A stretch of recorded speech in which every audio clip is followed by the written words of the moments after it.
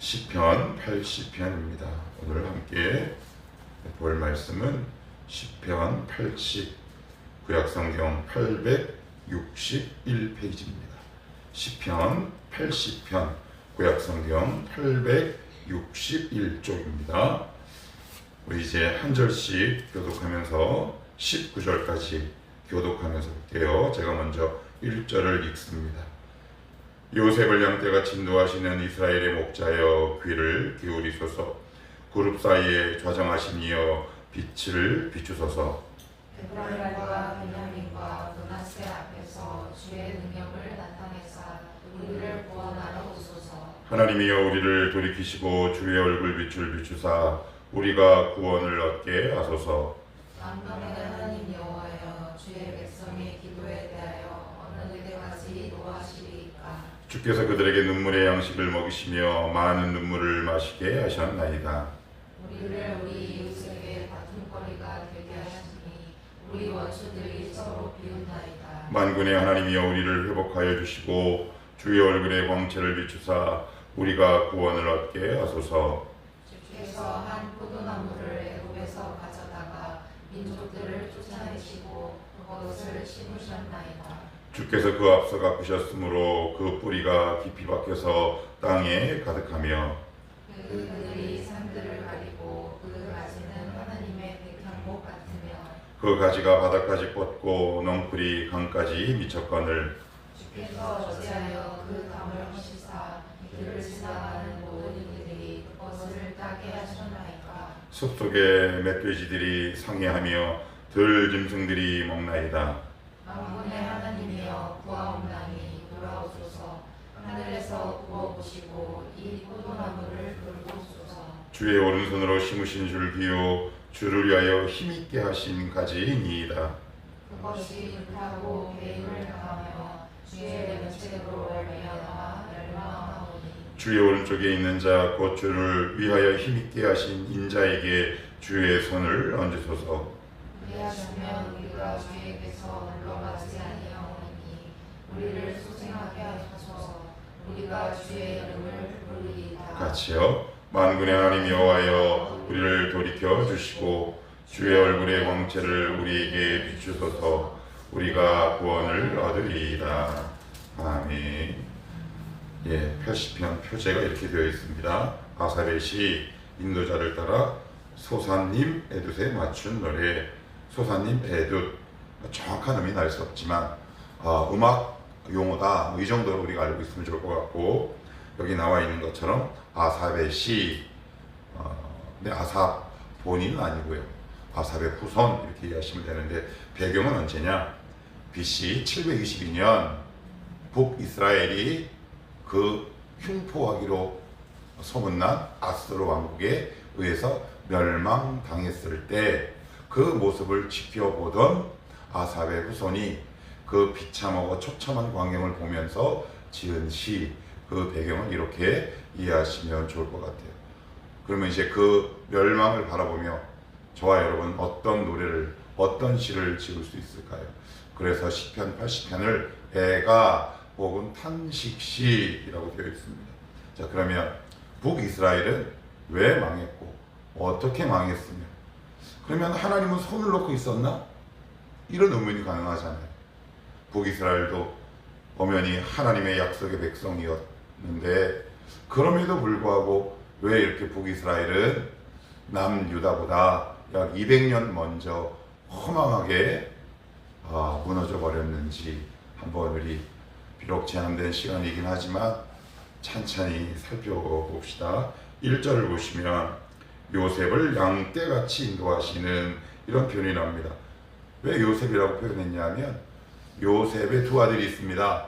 에브라임과 므낫세. 그런데 북이스라엘의 지도적인 역할을 했던 지파가 에브라임이에요. 10개 지파 가운데 가장 세력이 크거든요. 그런데 그 아빠가 바로 요셉이기 때문에 북이스라엘을 지칭하는 의미로 요셉이라는 단어를 썼어요. 그런데 우리가 알고 있는 요셉이 있지요. 우리는 굉장히 요셉을 부러워합니다. 왜요?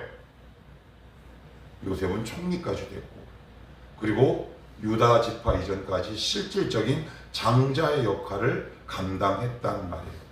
그런데 어떤 조건도, 어떤 혜택도, 어떤 복을 줘도 그것이 그 사람과 그 공동체와 그 집단과 어떤 가정이 준비되지 않았다면 멸망의 도구로 쓰임을 받을 수밖에 없다라는 중의적인 의미도 함께 포함되어 있는 거겠죠. 그런데 그런 그들을 하나님이 어떻게 인도하셨냐?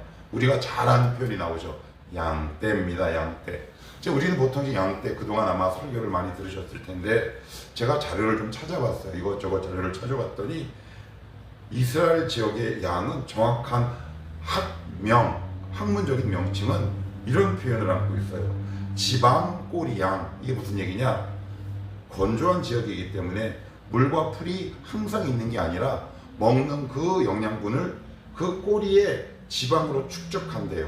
그래서 꼬리의 무게가 약 10kg, 그리고 꼬리에 약 5kg의 지방을 축적할 수 있다고 해요. 특징은 뭐냐면 그 양은 털을 목적으로 키우는 것이 아니라 고기를 목적으로 키우는 겁니다. 그래서 다리가 짧고 털이 북실북실합니다. 그런데 신체적인 특징이 있어요. 첫째, 눈으로 보는 시야의 한계가 3m랍니다. 3m. 여러분 3m면 약시예요, 약시. 저도 이렇게 안경을 이렇게 벗잖아요. 3m까지는 아니지만 여러분의 얼굴 형체를 전혀 구분할 수 없어요. 그러면 눈이 약하면 뭐에 의존해야 할까요? 소리. 그래서 목자가 양떼를 인도할 때 어떻게 인도하느냐? 가까운 지근거리에서 음성을 듣고 양떼는 그 목자를 쫓아갑니다. 그래서 우리를 양떼라고 하시는 거예요. 그런데 치명적인 약점이 있어요. 왜 우리 가끔가다가 다큐멘터리 보시면 우리가 집에서 키우는 가축들 거의 대부분은 독초를 구분하나요? 못하나요? 대부분 합니다. 그런데 이 지방꼬리 양의 특징은 독초를 구분하지 못한대요. 먹는 것도 목자의 지도가 필요하고 길을 가는 것도 약시라 목자의 지도가 필요하다면 양과 목자는 뗄래야 뗄 수 없는 불가분의 관계예요. 자, 그러면 우리 주님을 목자라고 비유하는데 그러면 목자에게는 무엇을 갖고 있었느냐? 시편 23편 다 아시죠? 주의 지팡이와 막대기가 나를 안위하시나이다. 근데 거기서 나오는 지팡이와 막대기에 특별한 용도가 있는데 먼저 막대기는 쉐베트라는 히브리 단어인데 이게 뭐냐면 방어와 징계의 도구입니다. 무엇을 방어하느냐? 맹수들로부터 양을 지킬 때 쓰는 거고요. 그리고 하나는 양의 음성을 듣지 않고 제 갈 길로 가는 양을 뒤에서 세게 내려친대요. 거기 아니야. 딱. 그러면 양이 여기 아니구나 이렇게 돌아온답니다. 하나님이 우리를 징계하시잖아요. 따끔하게 환경을 통해 채찍질 하시잖아요. 너 거기 아니야. 그게 이제 첫 번째, 그게 막대기고요. 지팡이는 미슈에넷이란 단어인데 이건 어떤 거냐? 물의 깊이를 재거나 지지대 역할을 한대요. 지지대? 무슨 지지대? 약한 양들이 있을 거 아니에요. 뒤처지는 양들이 있을 거죠. 그럼 잠깐 멈추면서 그 양을 그 막대기에 이렇게 옆에다 이렇게 세워둔대요. 그럼 양이 이렇게 길에서 쉬는 거죠. 우리 하나님이 그런 하나님이다. 그런데 북이스라엘은 약시이고 독초도 구분하지 못하고 그리고 모여있는 습성까지 있음에도 불구하고 하나님의 음성을 거부해버린 거죠. 그러면 결국 독초를 먹을 수밖에 없어요. 그러니까 하나님은 우리를 그렇게 대우하셨다는 거죠. 가장 지근거리에서. 그래서 여러분 삶을 사시다가 가장 중요한 게 뭐냐면 내 귀에 더 이상 주님의 음성이 들리지 않을 때 하나님 저 어떻게 해요? 그리고 주님의 음성을 거부할 때 그러면 나의 영적 신호에 지금 적신호가 켜지기 시작했다. 음성을 안 듣는데요. 때로는 침묵도 음성입니다. 주님과의 관계가 친밀하면 그 침묵을 통해서도 하나님의 음성을 듣지. 그리고 어떤 길을 선택하고 결정하는 데 있어서도 주님의 음성과 도움을 구합니다. 여러분이 근좌에 최근에 하나님의 음성이 들리지 않아서 어디로 가야 할지 모르시거든 오늘 이 말씀을 붙들고 이렇게 기도하면 좋을 것 같아요. 하나님, 양은 시력이 너무 약해서 오직 음성의 기초에서 목자를 따른다고 하는데 오늘도 주님의 음성을 듣기를 원합니다. 여러분 그거 아시죠? 맹인이 오감 가운데 가장 예민한 신체 기관이 어디라고요? 귀입니다. 귀. 우리는 귀가 예민해지셔야 합니다. 귀를 쫑긋 세우셔야 합니다. 성도가 청력을 잃는 순간 우리의 삶의 방향도 잃는다. 여러분들이 꼭 기억하시게 되기를 원합니다. 하나님, 오늘도 나에게 음성을 들려주시옵소서. 제 갈 길 찾아 행하며 나아가기 어렵습니다. 오늘도 저의 방향을 하나님 인도하시고 하나님 주님 음성 놓치지 않고 따라가게 하옵소서. 우리가 할 수 있는 유일한 길이 바로 그거거든요. 그런데 꼭 사달이 나는 경우가 있어요. 우리의 삶이 망가지는 경우가 있어요. 언제예요? 두 가지 경우입니다. 목자보다 앞서가거나 뒤따라가도 목자의 음성을 듣지 않을 때. 여러분들 앞서가지 마시고 주님 꼭 곁에 붙어 계셔서 주님의 음성에 여러분의 영혼의 귀를 쫑긋 세우게 되기를 원합니다. 그래야 우리의 인생이 순탄합니다. 자, 그러면 우리를 양떼같이 인도하셨고요. 두 번째는 어떻게 하나님이 우리를 보고 계시냐? 1절 중간부터 보시면 이스라엘의 목자여 귀를 기울이소서, 그룹 사이에 좌정하시니여 빛을 비추소서. 그래서 그룹이란 말은 이제 우리가 성소가 있잖아요. 성전이 있고 성소, 지성소에 있는데 거기에 우리 주님은 당신의 모습을 빗대어 새긴 우상을 싫어하시잖아요. 금하시잖아요. 그런데 오직 속죄소, 그 성전 깊은 곳에 한 가지 형상을 이룬 게 있는데 그건 뭐냐면 바로 보좌에 있는 뭐예요? 그룹이에요. 그룹 사이. 이게 그룹이 뭐냐면 영어로 뭐 밴드 그런 의미가 아니라 히브리어로 케루빔, 그리고 영어로는 쉐루빔이라고 하는 천사의 일종인데 다른 모든 형상은 제작하지 않게 하시는데 오직 천사의 형상은 속죄소 안에 딱 이렇게 세우세요. 왜 세우실까요? 우리의 육체의 한계를 인정하시는 거예요. 육체의 한계.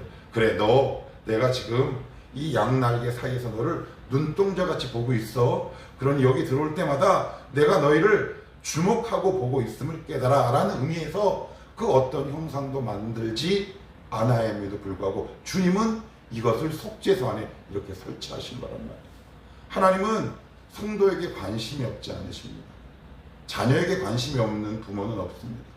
하나님은 그렇게 이스라엘을 눈동자같이 지금도 보고 계시고 과거로부터 지키고 계셨다. 지금 그것을 망한 다음에 시편 기자는 하나님 앞에 호소하고 있는 거죠. 자, 계속해서 조금 더 보시면 5절도 한번 보실까요? 5절. 자, 5절은 같이 한번 읽어봅니다. 자, 시작. 주께서 그들에게 눈물의 양식을 먹이시며 많은 눈물을 마시게 하셨나이다. 이렇게 되어 있습니다. 자, 하나님이 이스라엘 백성을 어떻게 다루셨나? 제가 두 가지 말씀드렸어요. 자, 그러면 그들이 그럼 왜 망했냐? 여기에 이제 비유적으로 표현되어 있어요. 여기 표현이 재밌죠? 눈물의 뭐라고요? 양식. 많은 눈물을 그 다음 단어 마시게. 이게 무슨 얘기예요? 양식. 마시는 건 우리의 일상이죠. 여러분, 먹고 마시는 게 일상이에요? 아니면 특별한 일이에요? 일상이에요. 무슨 얘기냐? 북이스라엘이 죄를 짓는 게 일상이 됐다는 얘기예요. 그래서 죄를 차곡차곡 그 식료품 저장고에 음식을 쌓아놓듯 차곡차곡 쌓아놓은 그 죄를 내가 지금 먹고 마신다라고 얘기하는 거예요. 이게 되게 중요해요. 그래서 죄를 차곡차곡 쌓아두지 마세요. 그때그때 해결하셔야 합니다. 때로는 길 가다가, 때로는 양심의 찔림을 통해, 때로는 주일 설교를 통해, 때로는 아침 기도회, 때로는 하나님의 양심의 호소를 통해 그때그때마다 하나님과 나 사이에 막혀있던 담을 그리스도의 보혈로 순간순간 씻어내지 않으면 그 내가 쌓아뒀던 죄악이 나에게 양식과 음식이 될 수 있다. 물과 같은 음료와 같이 될 수 있다라는 비유적 표현으로 시편 기자가 사용했다. 그러면 망한 이유는 누구 때문입니까? 하나님이 그랬습니까? 내가 그랬지. 내가 그랬습니다. 우리 꼭 기억합시다. 나는 지금 죄를 차곡차곡 쌓아두고 있지는 않는다. 그런데 우리 다 경험해봤죠? 쌓아두는 경험 있어요, 없어요? 있습니다. 뻔히 들리는데 안 들리면 괜찮아. 근데 우리는 들린다는 말이에요. 그래도 아침 기도에 나오는 사람 정도면 뭔가 찔리는 경험들이 있단 말이에요. 그런데도 이렇게 쌓아두는 거예요. 그래, 차고 그걸 이제 순 우리말로 부모가 자녀에게 하는 말로 이런 표현 많이들 사용하셨죠. 너는 왜 매를 버냐? 벌지 말고 쌓아두지 마십시오. 매는 버는 거 아니에요. 매는 버는 게 아니라 버리는 거죠. 우리 이렇게 살아내셔야 합니다. 그래서 내가 지금 쌓아두고 있는 죄는 없는가? 그렇다면 오늘 이 말씀 앞에 이따가 기도하실 때 떠오르는 죄악들이 있다면 빨리 버리게 되기를 축복합니다. 그래야 우리 인생이 평탄하다. 이스라엘이 결국 죄가 일상이 돼서 그의 온 집단과 공동체가 망하게 됐다. 자, 그러면 또 우리 주님께서 북이스라엘을 어떻게 대우하셨는지 또 8절 9절에서는 이렇게 표현합니다. 자, 8절 9절 같이 한번 읽어봅니다. 시작. 주께서 한 포도나무를 애굽에서 가져다가 민족들을 쫓아내시고 그것을 심으셨나이다. 주께서 그 앞서 가꾸셨으므로 그 뿌리가 깊이 박혀서 땅에 가득하며, 여기 보시면 주께서 8절 주어가 누굽니까? 주께서. 9절도 주께서. 그래요. 애굽에서 이식한 거예요. 이렇게 통째로 이렇게 가다가 딱 심으셨어요. 그런데 9절에 재미있는 표현이 나옵니다. 이런 표현이 나와요. 주께서 그 앞서 가꾸셨으므로 그 뿌리가 어떻게 해요? 깊이 박혔다. 누가 가꾸셔서? 하나님이 가꾸셔서. 그럼 이게 무슨 말이에요? 하나님이, 우리가 포도나무인데 하나님이 우리를 가꾸지 않으면 우리가 뿌리 내릴 수 있다 없다? 없다라는 얘기예요. 이걸 조금 더 구체화시켜 볼까요? 여러분 삶에 이렇게 적용해 볼까요? 삶을 살다 보면 다양한 문제에 우리의 인생이 노출됩니다. 너무 다양해서 이 자리에서 다 표현하기 어렵죠. 인간관계, 배우자, 남편, 자녀, 직장 상사, 시댁, 고부 너무 많습니다. 근데 우리는 그럴 때마다 휘청휘청하죠. 그러면 하나님은 그 우리 앞에 돌출되는 문제 상황을 통해 우리에게 뭘 요구하시는 것 같으세요? 저는 잘 몰랐어요. 근데 철이 들고 나니까 오늘 이 말씀에 보면 굉장히 중요한 단초를 제공해요. 뭐예요? 주께서 가꾸실 때 믿음의 뿌리가 깊어지는 거예요. 그렇다면 지금 우리에게 다가오는 여러 가지 상황은 하나님의 음성과 메시지인데 뭐냐면 사실 네가 흔들리는 건 문제가 아니라 뿌리가 얕아서 그래 라는 겁니다. 이게 굉장히 중요합니다. 우리는 자꾸 그 문제가 나를 힘들게 했다고 생각합니다. 그러나 그 문제를 통해 하나님이 나에게 궁극적으로 원하시는 게 뭐냐면 믿음의 뿌리를 깊이 내리는 겁니다. 그런데 주님께서 우리를 통치하시고 믿음의 뿌리를 깊이 내리는 게 그 정도와 깊이가 어느 정도냐면 9절에 이렇게 얘기합니다.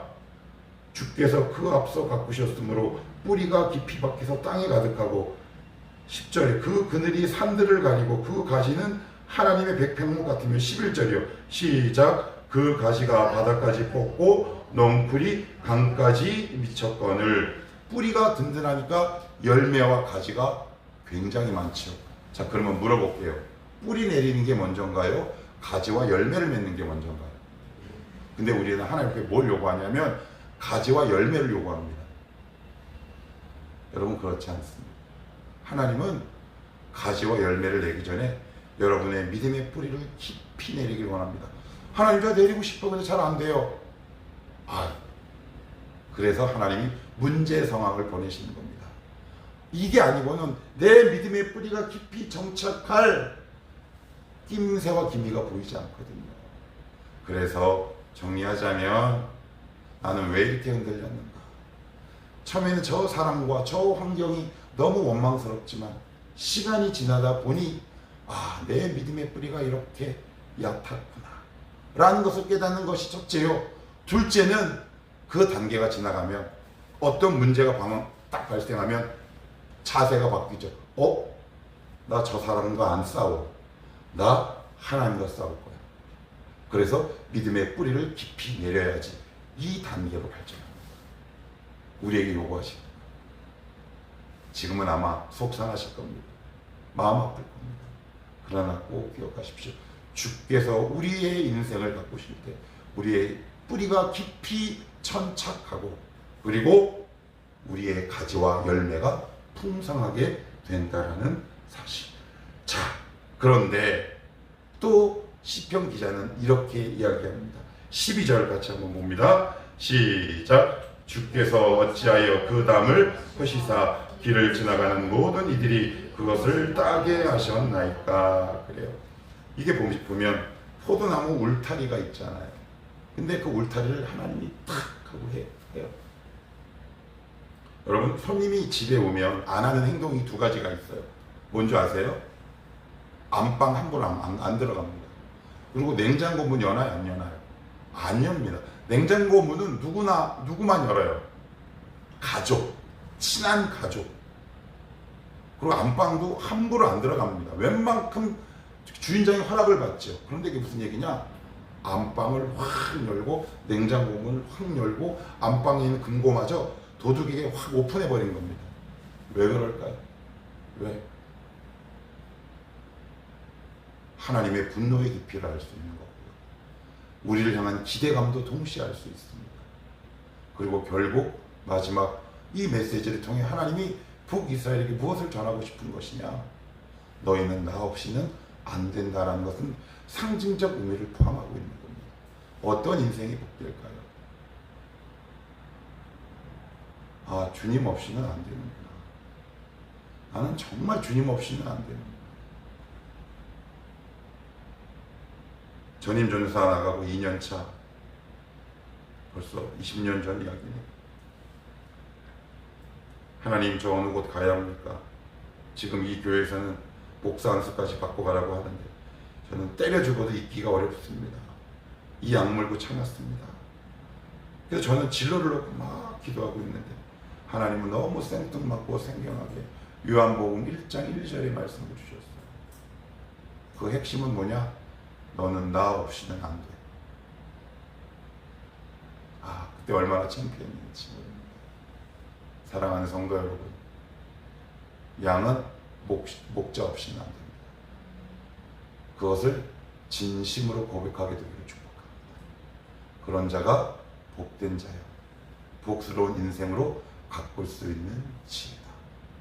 하나님이 우리의 담을 허무시는 무서운 분이 아니라 우리의 뿌리를 내리고 우리에게 복을 주시는 좋은 하나님으로 기억되기를 축복합니다. 오늘도 하나님의 음성을 따라 비록 더디지만 한 걸음 한 걸음 지혜롭게 주님 손 꼭 붙잡고 걸어가는 멋진 성도의 삶을 살아가시기를 주님의 이름으로 축복합니다. 기도합시다.